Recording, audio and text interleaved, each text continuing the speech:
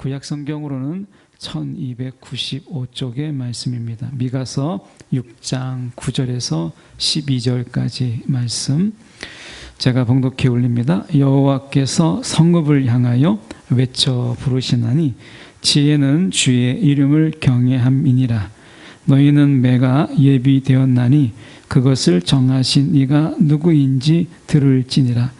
악인의 집에 아직도 불의한 재물이 있느냐? 축소시킨 가증한 에바가 있느냐? 내가 만일 부정한 저울을 썼거나 주머니에 거짓 저울추를 두었으면 깨끗하겠느냐? 그 부자들은 강포가 가득하였고 그 주민들은 거짓을 말하니 그 혀가 입에서 거짓되도다. 아멘. 오늘 이 말씀 가지고 매를 들게 하는 자의 공통점, 매를 들게 하는 자의 공통점이라는 제목으로 함께 말씀을 나누기를 원합니다. 계속해서 하나님께서 이제 어떻게 보면 이제 소송을 걸고 하나님이 이제 고발하고 하면서 하나님이 이제 변증하시는, 하나님이 재판의 속에서 하나님의 이 억울함, 하나님의 억울함이라고 하는 것은 이스라엘 백성들이 그 하나님의 하신 일들을 언제 그렇게 하셨습니까? 하나님이 언제 우리를 사랑하셨습니까? 하나님이 언제 우리를 이렇게 해주셨습니까? 라고 적반하장으로 이스라엘이 이제 아무것도 안 해준 것처럼 하나님께서 마치 그렇게 이야기할 때 하나님이 내가 너희들에게 이렇게 하지 않았느냐, 이렇게 하지 않았느냐. 그래서 하나님이 너무 억울하니까 이 하나님이 이제 변증을 하시면서 그 증인들로 산과 들을 증인 삼으신 이 이야기는 우리가 앞에서 다루었고요. 이제 오늘 이제 하나님께서 정식으로 이제 고발하는 가운데 이 고발의 대상은 예루살렘이고 오늘 고발의 첫 번째 이제 고발의 내용들을 저희가 보고 이제 다음 시간에는 그 고발과 판결의 내용들이 다음 시간에 이어지게 됩니다. 하나님께서 왜 이렇게까지 하셨는가라고 얘기했을 때 이것은 당시에 미가 선지자가 활동했던 그때 당시의 이스라엘 뿐만 아니라 이 하나님의 이 고발, 이것은 어떻게 보면 이 시대에 우리에게도 해당되는 공통점이 있다는 거예요. 그래서 하나님으로 하여금 매를 들게 하는, 하나님의 진노가 있게 하는 그런 자들의 공통점이 있어요. 시대를 관통하는 공통점. 이 공통점을 대해서 저희가 좀 살펴보려고 해요. 9절에 보면 이렇게 말씀하죠. 여호와께서 성읍을 향하여 외쳐 부르시나니 지혜는 주의 이름을 경외함이니라. 지혜가 있다면 그 지혜는 결국 우리가 하나님을 경외하는 것이라. 그의 이름을 만홀히 여기지 아니하는 것이다 라고 하는 거예요. 그러니까 주를 경외함이니라 이렇게 말해도 되는데 주의 이름을 경외함이니라 이렇게 말하는 것은 이런 의미가 담겨져 있죠. 우리가 누군가의 이름을 도용하는 거예요. 누군가의 이름을 파는 거예요. 그 유명한 사람의 이름을 우리가 팔아서 그 신뢰도를 높이거나 자기가 말하는 것을 마치 입증된 이야기인 것처럼 하는 거죠. 그래서 지금도 우리가 언론에서 문제가 되는 것이 모 가수가 어떤 이렇게 많은 사람들 앞에서 자기가 굉장히 신뢰가 있는 것처럼 PR을 함으로 인해서 그를 보고 많은 사람들이 또 다른 투자를 했다. 이런 이야기들이 많이 문제가 되고 있잖아요.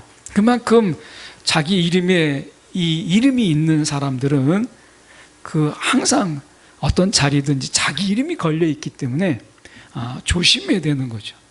그러니까 이름이 있다라고 하는 것은 항상 그 이름에는 어떤 신뢰가 따르고 다른 사람들의 추정함이 따르게 되고 그리고 그 이름에는 어떻게 보면 본인이 원하든 원치 않든 간에 일종의 선동적인 요소가 있잖아요. 그래서 이름이 있는 자들은 늘 조심해야 되는 거예요. 그런데 여기서 보면 주의 이름을 경외함이니라 라고 했을 때 주님의 그 이름이 우리가 훼손되지 않도록 주님의 그 이름이 영광 받으시도록, 그 이름이 우리가 동네 지나가는 강아지 이름을 부르듯이 그렇게 이름을 우리가 부를 수는 없는 거잖아요. 하나님의 이름을. 그러니까 그 이름을 경외함이니라 라고 했을 때 그분의 이름이 우리가 이 세상에서 함부로 불려질 이름이 아니라는 것을 말씀하고 있는 거죠. 그래서 우리가 그 하나님 여호와의 그 이름은 당시 서기관들이 성경을 이제 계속 옮겨 적을 때 그 목역을 다하고 그 이름에 여호와라는 이름이 나오면 이 아도나이, 주라고 그 이름을 감히 부르지 못했어요. 여호와라고 이름을 감히 부르지 못하고 주라고 아도나이라고 읽으면서 그걸 쓴 거예요. 그 쓸 때도 목역을 다 하고 그리고 그 단어를 썼어요. 그만큼 그 이름을 함부로 부르지도 않았고 함부로 옮겨 적지도 않았어요. 이 정도는 우리가 아니더라고 할지라도 우리가 성경에서 여호와라는 말이 나올 때마다 막 샤워를 하면은 아마 그게 성경의 진도가 나갈 수가 있겠어요. 그런데 적어도 우리가 그분의 이름, 이것이 귀한 줄 알고 우리가 함부로 마치 우리가 사람 이름 부르듯이 그렇게 해서는 어려운 이야기죠. 그래서 주의 이름을 경외함이니라, 그분의 이름을 함부로 여기지 않는 것, 이것이 지혜가 거기에서 있다라고 이야기해요. 그러면서 그렇게 하지 않는 너희들, 그들에게 매가 예비되었나니, 이렇게 돼 있어요. 그러면 이 매를 드시는 그 이유 속에서 공통점이 무엇이냐면 오늘 9절에서 보면 경외함이 없다라는 거예요. 경외. 이게 주님의 이름을 경외하고 주님을 경외하는 이 마음이 없을 때, 다르게 얘기하면 지혜가 부족한 거죠. 그 지혜가 없는 이것을 우리가 공통점이라고 볼 수 있어요. 지혜가 없고 하나님의 이름을 경외하지 못하는 그들에게 매가 있다라고 말씀하는 거예요. 그러니까 이 시대에 이 매라고 하는 것은 뭐겠어요? 결국 그들의 어리석음을 깨우쳐 주는 매라고 할 수 있어요. 왜냐하면 지혜롭지 못한 자, 결국 주님의 이름을 경외하지 못하는 그런 자들에게 하나님께서 매를 준비하신다라는 것은, 결국 하나님을 경외하는 것은 지혜인데 이 시대에 지혜가 없기 때문에, 그래서 이 시대는 지혜가 정말 부족한 시대예요. 지식은 넘쳐나고 그리고 정보는 넘쳐나는데 그런데 지혜가 없어요. 이게 문제예요. 우리가 AI 시대다 이렇게 많이 이야기하잖아요.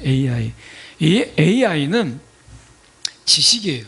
지식을 만들어내는 거예요. 그러니까 정보를 제공하면 그 정보를 이합집산해가지고 새로운 지식을 만들어내는 것은 가능하지만, 그러나 AI가 할 수 없는 게 있다면 그건 지혜죠. 그래서 지혜는 하나님을 경외할 때 하나님이 우리 가운데 주시는 하나님의 선물이에요. 이 지혜는. 근데 우리가 AI가 하나님을 어떻게 경외할 수 있겠어요? 거기서 나오는 모든 것은 우리가 지식이지 결코 지혜가 되지 못하는 거예요. 그래서 이 시대는 우리가 AI 시대다, 이 말을 다르게 얘기하면 지식 정보의 시대, 지식의 시대이지만 사실은 이 시대에 정말 필요한 게 뭐냐면 지식은 넘쳐나요. 애우지 않아도 검색하면 다 나와요. 그래서 인간의 기억력이 지금 퇴보하고 있다는 거잖아요. 애울 필요가 없어요. 전화번호를 애울 필요도 없고 뭔가를 암기할 필요가 없어요. 검색하면 다 나오는 걸 뭐하라고 애우겠어요? 그러니까 인간의 뇌가 점점 기억력이 퇴보하고 있는 거예요. 과거에는 메모하고 막 어떻게 하면 애우고 했던 이런 인간의 이 뇌의 활용이 급속도로 우리가 암송할 필요가 없으니까 인간의 뇌가 쓰일 일이 별로 없게 되는 이런 문제가 생기잖아요. 결국에는 AI의 지식을 따라갈 수가 없어요. 결국 인간에게 지금 필요한 게 뭐냐? 지식이 아니라 지혜라는 거지. AI는 지혜가 없거든요. 그러니까 성경적으로 본다면 지혜는 어디서 오는 거예요? 하나님을 경외하는 데서 진정한 지혜가 있어요. 이 시대에 지식이 넘쳐나는 이 시대에 정말 필요한 게 뭐냐? 지혜예요. 세상을 보세요. 지혜가 부족해서 어리석은 자가 얼마나 많아요. 삶을 살아가는데 지혜가 부족한 자들이 얼마나 많습니까? 너무 안타까운 거예요. 지식은 넘쳐나는데 지혜가 부족한 거예요. 근데 그 지식 가지고 뭐예요? 보이스피싱 보세요. 남의 돈 빼앗고 남의 돈 노동하지 않고 말 몇 마디로 어떻게 남의 돈을 어렵게 번 돈을 다 뺏어가려고. 이런 지식들이 넘쳐나는 거예요. 지식이 넘쳐나니까 범죄가 고도화돼요. 지혜가 없는 거죠. 그렇게 해서 번들 땀 흘리지 않는 그 돈 가지고 그들이 선한 일을 쓰겠습니까? 좋은 일을 쓰겠습니까? 지혜가 없는 거죠. 그러니 이 시대는 매를 버는 시대예요. 매를 버는 시대. 왜? 지혜가 없으니까. 이 매를 들게 하는 자의 공통점이 뭐라고요? 성경에 보면 결국 지혜가 부족한 자들, 이 지혜를 깨닫게 하시기 위해서 하나님은 매를 드시는데, 이 시대가 정말 하나님의 매를 들기에 딱 좋은 시대예요. 지혜를 천대하고 지식을 높이잖아요. 사실은 세상이, 우리가 정말 좋은 세상은 지식은 조금 모자라지만 지혜를 높이는 시대가, 우리가 그게 정말 좋은 시대라고 말할 수 있는데, 지금 이 시대는 지혜를 천대하고 지식만 따라가는 이런 거예요. 그래서 사람들이 분별력도 없고 통찰력도 없이 살아가는 거죠. 그래서 이 시대를 우리가 신사사기 시대라고 얘기해요. 지식은 많은데 각기 옳은 대로 그냥 행하는 거예요. 각기 옳은 대로. 왜 각기 옳은 대로 행해요? 왕이 없으므로. 근데 하나님이 왕이시잖아요. 하나님을 왕으로 여기지 않는 그들이 각기 옳은 대로 행했다, 각자 주인 되었다, 그 말이잖아요. 여러분, 이 시대가 지식이 넘쳐나고 웬만한 정보를 다 공유하게 되니까 이 시대 속에서 지혜 없는 자들이 너무 많은 거예요. 지식이 대우받지만 사실은 지혜가 필요한 시대거든요. 그래서 하나님의 매가 정말 가까이 있다. 이 시대를 보면, 우리가 영적인 시각으로 이 시대를 보면 하나님의 매가 너무나 가까이 있다. 뭐 그런 생각 들지 않습니까? 한국 교회가 그렇고, 또 우리가 한국 교회 목회자들이 그렇고, 또 한국 교회의 중직자들이 그래요. 하나님의 매가 참 멀지 않다, 이런 생각을 가지게 돼요. 특히 한국 교회의 이런 어떤 교회들의 군상들을 보십시오. 그러면 하나님의 매가 어떻게 멀리 있다고 할 수 있겠어요? 교회조차도 우리가 지혜는 없고 지식만 넘쳐나는, 그래서 우리가 이 교회에는 지식의 공유가 있지만 지혜가 없는, 어떻게 보면 하나님의 지혜가 없는 그런 교회들이 돼버리지 않았는가. 먼저 우리 자신들부터 돌아보게 되는 거죠. 그래서 그런 가운데서 하나님께서 지금 어떤 매를 드시려고 하는지 10절을 보시면 이렇게 말씀하세요. 보면 악인의 집에 아직도 불의한 재물이 있느냐, 축소시킨 가증한 에바가 있느냐, 이렇게 되어 있잖아요. 근데 이거를 좀 히브리어를 잘 아시는 분들이 이걸 이렇게 번역할 수 있다고 해서, 야, 이게 맞을 수도 있겠다, 이렇게 생각을 하는데, 제가 그 번역을 한번 이렇게 좀 읽어보면 이렇습니다. 내가 아직도 불의한 재물이 악의 집에 있고 축소시킨 가증한 에바를 잊어야 하겠느냐? 내가 잊어야 하느냐? 이렇게 번역할 수 있다는 거예요. 이 말씀이 뭐예요? 하나님이 지금 너희가 불의한 재물을 악의 집에 지금 막 쌓아놓고 있고, 그리고 그 축소시켜서 가증한 에바, 축소시킨 그 가증한 에바, 속이고 했던 이런 에바를 너희가 이것을 가지고 에바를 막 팔고 했는데, 내가 이것을 봤는데 내가 언제까지 그것을 못 본 척 해야 되겠느냐, 이거예요. 이 말은 뭐냐면 이스라엘 사람들이 하나님을 공범으로 만들었다는 거예요. 하나님 보셨잖아요. 내가 속일 때 하나님 다 보고 계셨죠. 내가 저 에바를 속일 때 하나님은 이곳에도 계시니까. 그러니까 지금 어떤 얘기에 하나님은 안에 계신 곳이 없어요. 무소부지하시는 분이세요. 근데 하나님이 내가 속일 때도 하나님이 보셨고, 내가 악의 축적을 할 때도, 악한 것으로 내가 불의한 재물을 내가 축적할 때도 하나님 다 보고 계셨잖아요. 하나님 공범 아니에요? 보고서도 못 볼 척하는 게 공범이죠. 그러니까 이게 적반하장 아니겠어요? 아니, 그들이 지금 자기들이 지금 불의한 재물로 악의 집을 막 쌓아놓고, 그리고 축소시킨 가증한 에바를 팔면서도 하나님 그때 계셨죠. 하나님 그때 보셨죠. 근데 하나님 가만히 계셨잖아요. 하나님도 공범입니다. 뭐 이렇게 이야기하고 있는 이 이야기라는 거예요. 우리가 때때로 이런 이야기, 엄한 이야기 하잖아요. 내가 결정해 놓고, 내가 다 판단해서 결정해 놓고 일에 잘 안 풀렸어요. 그럼 어떻게 돼요? 하나님 그때 보셨죠. 하나님 그때 말리셨어야죠. 하나님 가만히 보고 계시면 하나님, 그 하나님 책임입니다. 이런 얘기 우리가 많이 하잖아요. 그러니까 엉뚱한 신학으로, 엉뚱한 해석을, 하나님이 안에 계신 곳이 없다는 거예요. 내가 죄 지을 때도, 내가 잘못 판단할 때도, 내가 잘못 결정할 때도 하나님이 다 보고 계셨는데 그때 뭐 하셨어요? 그때 말리셨어야죠. 하나님 그때 뜯어 말리셨어야죠. 다 보고 계셨다면 하나님도 공범입니다. 지금 그들이 막 그렇게 이야기하고 있는 거예요.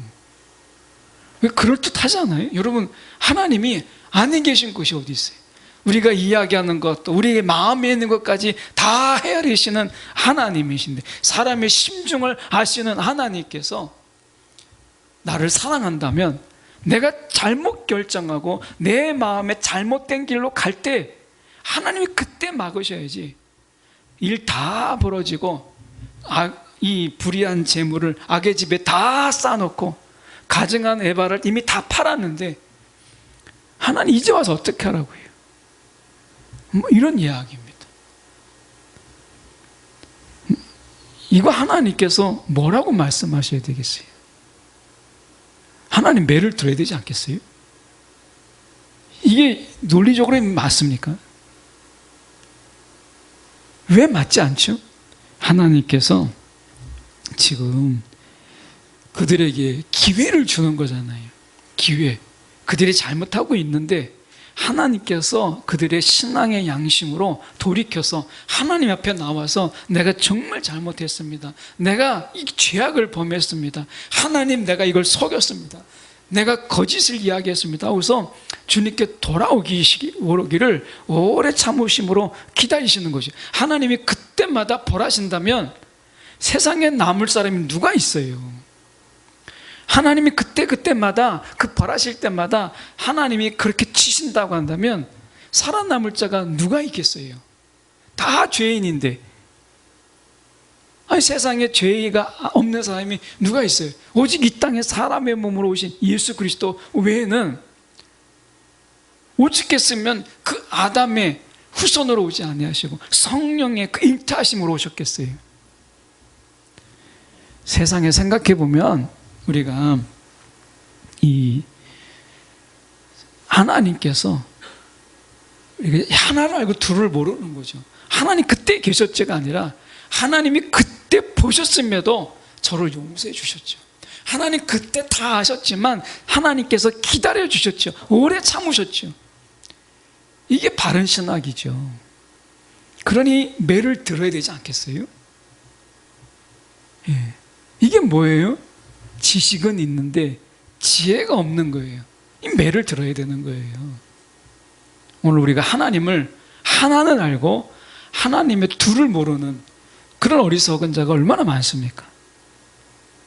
이스라엘 사람들처럼 하나님을 하나만 알고 내가 하나님의 전부를 알고 있는 것처럼 우리가 그렇게 하나님을 오용하고 우리가 하나님을 오해하면 더 큰 문제가 생기는 거예요. 오늘 우리가 그래서 하나님께서 말씀하시는 거예요. 11절에 보십시오. 내가 만일 부정한 저울을 썼거나 주머니에 거울추를 두었으면 깨끗하겠느냐? 이렇게 말씀하시는 거예요. 그러니까 저울을 속이는 거예요. 이때 당시에 이 저울은 왕정시대에는 왕이 그 표준 이 저울추를 정했어요. 그리고 그전에는 이 공동체가 이 표준 정량을 정했거든요. 그래서 그것을 속이지 않도록 그렇게 했어요. 하나님은 이 저울추를 속이는 것을 기뻐하지 않으셨어요. 왜냐하면 이게 중요합니다. 이 저울추를 속일 때 가장 피해를 입는 사람이 누구냐? 이 거짓과 이 불의한 재물을 통해서 가장 피해를 입는 자가 누구예요? 가난하고 힘이 없는 자들이에요. 하나님이 제일 싫어하는 게 뭐예요? 가난한 자를 돕지 아니하고 우리가 힘이 없는 자를 짓밟는 거예요.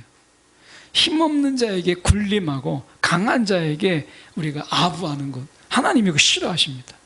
그러니까 하나님께서 힘없고 가난한 자들을 우리 곁에 두신 이유는 그들을 돌보라고, 오죽했으면 그 가난한 자를 우리가 돕는 것을 하나님께 꾸이는 것이라고 말씀하셨겠어요. 우리에게 사랑이 흘러갈 곳을 허락하신 거예요. 하나님이 주신 것을 흘러갈 수 있도록 하나님께서 그렇게 낮은 곳을 두신 것이잖아요. 그런데 어떻게 해요? 그들을 짓밟고 거짓으로 빼앗고, 그렇게 되면 가난하고 헐벗은 그런 자들이 가장 직접적으로 영향을 받아요. 이제 좀 있으면 이제 공공, 전기, 가스 뭐 이런 게 다 올라간다고 그래요.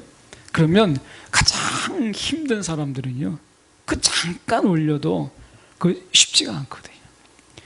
태국에 이렇게 가서 태국을 보니까 불교 나라잖아요. 근데 그 불교 나라가 그 빈부차가 심하거든요, 태국이. 그런데 거기에서 보니까 이 불교 태국에서 몇 가지, 이건 참 지혜다라고 하는 게 있더라고요. 보니까 이 기차의 모든 마지막 칸은 무료예요. 가난한 자들이 그 기차에 올라탈 수 있도록 그들은 돈을 받지 않습니다. 그래서 멀리 이동할 때 불편해요. 사람들이 많이 있고 에어컨도 잘 안 돼요. 그리고 거의 서서 가요. 사람들이 많으니까. 그런데 누구든지 돈이 없는 사람이 만약에 이동을 하려고 할 때는 기차의 마지막 칸을 타도록 배려를 해놨더라고요. 그리고 전기와 이런 것들이 공공요금을 내지 않아도 절대 전기를 끊지 않습니다. 그들의 생존과 연결되어 있기 때문에, 그래서 이것은 그들이 불교의 자비라고 생각을 하더라고요. 물론 이제 종교적인 부분이죠. 그런데 물론 그런 취지는 아니에요. 이 하나님께서 말씀하신 것은 그보다 더 큰, 더 높은 하나님, 어떤 가난한 자를 돌보는, 배려하고 돌보는 이런 것에 그들보다 훨씬 어떤 이 태국보다 훨씬 높은 하나님의 그 사랑을 흘러가게 하는 것인데, 실상은 이스라엘이 불교에서 말하고 있는 자비보다 더 못한 이런 모습을 보인 거예요. 그렇게 하나님의 이름이 어떻게 돼요? 경외가 되겠어요? 하나님의 먹칠을 하는 거죠. 그러니 매를 들 수밖에 없어요. 이것은 지금 그들이 말을 어떻게 하느냐, 기도를 어떻게 하느냐, 이 문제가 아니에요. 기도를 어떻게 하느냐, 예배를 어떻게 하느냐, 이 문제가 아니라 실제 공동체 속에서 하나님의 그 공동체, 하나님 이루시려고 하는 그 공동체를 그들이 이루고 있느냐, 삶의 문제예요. 삶의 문제. 그러니까 삶의 예배, 이 공동체에서 삶으로 이 예배가 이들이 실패한 거예요. 아마 이들도 기도했겠죠. 아마 있는 분들은 더 냈을지 모르겠어요, 하나님께. 그래서 그들이 하나님 앞에 예배를 드리고 기도도 하고 어떤 경우는 금식도 했겠죠. 그런데 중요한 게 뭐예요? 삶의 자리 속에서 그들이 거짓을 해서, 아니 생각해 보세요. 저울을 속이고 부정하게 이득을 취한 것을 가지고 하나님께 드리면 그 하나님이 기뻐하시겠어요? 그러니 하나님의 이름을 먹칠한 거죠. 하나님의 이름을 경외한 게 아니라 하나님의 이름을 먹칠한 거예요. 생각해 보세요. 불의한 재물, 남의 것을 빼앗고 등치고 하는 것을 가지고 축적해서 재산을 모았어요. 그런 성공이 하나님의 이름을 높일 수 있을까요? 어림도 없는 이야기죠. 하나님의 이름을 실추시키고 망신시키는 일 아니겠어요? 그러니 주의 이름을 경외하는 그런 자에게는 하나님이 복을 주시지만 그 경외함이 없는 자들에게 있는 건 뭐예요? 결국 매예요. 이 시대가 하나님의 매를 벌고 있는 건 아닌가, 오늘 말씀을 통해서 보게 되는 거죠. 우리의 가정이 하나님의 매를 벌고 있는 건 아닌지, 우리의 삶이 하나님의 매를 벌고 있는 건 아닌지 돌아볼 문제예요. 12절에 보세요. 부자들이 강포, 폭력을 행사합니다. 힘으로 눌러요. 뭐 드라마가 실제 현실인지 모르겠지만 부자들은 이상하게 드라마 속에서는 조폭과 연결돼 있대요. 드라마를 보면 야 대충 쟤 좀 손 좀 봐. 그러면 어깨들을 다 동원해가지고, 이 부자들은 항상 이 어깨들을 동원할 수 있는 능력을 가지고 있더라고요. 그러니까 뭐 돈으로 다 움직일 수 있는 거예요. 현실은 그런지 모르겠지만 성경은 적어도 그게 사실인 거예요. 부자들은 강포가 가득하였다. 그래서 돈으로 어깨들을 사가지고 사람들을 막 두려움에 힘으로 짓누르는 거예요. 하나님 이거 싫어하시거든요. 그리고 주민들은 다 거짓말을 하느니 그 혀가 입에서 혀가 너무 거짓말을 많이 해가지고 혀 자체가 그냥 거짓이에요. 혀가 그냥 자체가 거짓이라고 말할 정도로 이렇게 하나님이, 그러니 이스라엘 이렇게 고발하고 보니까 결국엔 남는 건 매밖에 없어요. 매를 피할 수 있는 게 아무것도 없잖아요. 누가복음의 말씀에 보면 이런 얘기가 나옵니다. 이 누가복음에 이 돈에 대해서 잘 사용한 예가 하나 나와요. 누가복음 16장 9절에서 13절의 말씀에 보면 이렇게 말씀합니다. 재물로 친구를 사귀라. 재물로. 앞에 이제 불의의 재물. 이 불의의 재물은 이제 해석이 길기 때문에 그냥 이 내용은 재물이거든요. 재물로 친구를 사귀라. 정말 돈으로 할 게 있다면 친구, 사람을 얻으라는 거예요. 돈으로. 정말 돈으로 할 수 있는 게 있다면 물건을 사고 뭐 집을 사고 이런 게 아니라 사람을 얻으라. 이게 지혜라는 거예요. 그래서 그가 이야기할 때 성경에서 이렇게 얘기합니다. 11절에 보면 너희가 만일 불의한 재물에도 충성하지 아니하면 누가 참된 것으로 너에게 맡기겠느냐, 이렇게 얘기해요. 그래서 여기서 충성된 종이 나오는 게 뭐냐면 돈으로 뭘 써야 되는지를 아주 좋은 예를 얘기합니다. 어떻게 쓰느냐의 문제라는 거. 어떻게 쓰느냐, 이것을 말씀하고 있는 거예요. 누가복음에 사람을 얻고 친구를 얻는 게 이게 지혜라는 거예요. 오늘 우리가 가난한 자들을 적으로 만드는 거, 이것은 하나님을 적으로 만드는 일이고요. 힘없는 자를 짓밟음으로 인해서 그들이 증오심이 생기게 하는 것은 하나님으로 하여금 증오가 일어나게 하는 거예요. 어리석은 거죠. 그 지혜가 없는 거예요. 오늘 하나님이 우리 가운데 매를 준비하고 계시는 것이 아닌가, 오늘 말씀을 통해서 돌아볼 문제예요. 오늘 하나님의 이름을 땅바닥에 떨어뜨리고 있지 않나. 이거는 예배를 잘 드리느냐, 우리가 얼마나 기도를 많이 하느냐가 아니라 삶의 자리 속에서 우리가 얼마나 정직하냐, 우리가 삶의 자리 속에서 우리가 정말 하나님을 경외하는 마음으로 살아가느냐, 힘으로 짓누르고 가난한 자 것을 빼앗고, 우리가 이것을 말하고 있는 거죠. 결국 이 한마디로 얘기하면 경제적 불의예요. 불의. 경제적 불의. 경제적 정의가 무너지고 경제적 불의가 가득한 그런 세상에 하나님이 매를 드시겠다라고 하는 거죠. 오늘 우리가 이 나라의 공동체가 힘없는 자 그리고 가난한 자들 한 번 더 돌아보고, 우리의 시선이 우리가 가난한 자들, 힘없는 자들에게 관심을 갖고 그들을 향해서 기도가 아니라 기도 이상의 우리가 도울 게 없는지를 돌아보는 것, 이것이 이 시대에 우리의 시선이 하나님으로부터 빼앗기지 않고 하나님께 고정하는 비결이라는 거예요. 이것이 이 시대의 매를 드시는 하나님의 노여움을 풀 수 있는 비결이라는 거예요. 그래서 여러분, 우리가 주변에 어렵고 힘들고 또 우리가 나라가 정말 어렵잖아요. 이런 어려운 상황 속에 있는 처한 분들을 위로해 줄 수 있는 이런 마음들, 그런 관심, 이런 것이 필요한 거예요. 오늘 하나님께서 매를 드시는 경우, 하나님의 이름, 하나님의 공동체인데 이스라엘이 하나님의 이름을 높이라고 제사장적 나라 삼으신 거 아니에요. 그 제사장이 결국 뭐겠어요? 하나님의 이름을 높이는 자들이잖아요. 그런데 그들이 어떻게 했어요? 그들부터 먼저 하나님의 이름을 먹칠하고 있으니 하나님이 매를 들 수밖에 없는 것이죠.